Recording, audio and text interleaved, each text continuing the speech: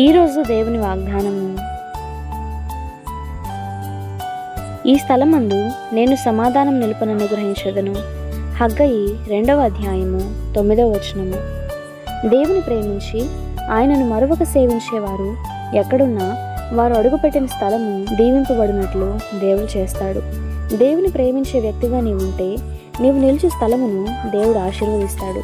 అబ్రహాము తానే ఒక ఆశీర్వాదంగా మారాడు. తాను వెళ్ళిన ప్రతి స్థలము ఆశీర్వదింపబడింది. ఇంతగా దేవుడు దీవించడానికి కారణం ఏంటి అంటే, అబ్రహాము దేవునితో సహవాసం చేసిన వ్యక్తి.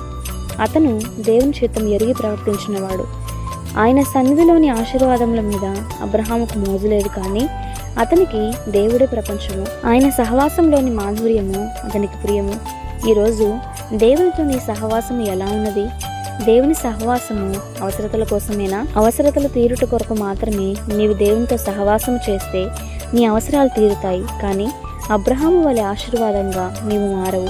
గనుక నీ అక్కరల కోసమే దేవుని వాడుకొనక ఆయన స్నేహం పొందుకొనడం కోసము ఆయనతో సహవాసం చేయి. ప్రభు కృప మనకు తోడై ఉండును గాక. ఆమేన్.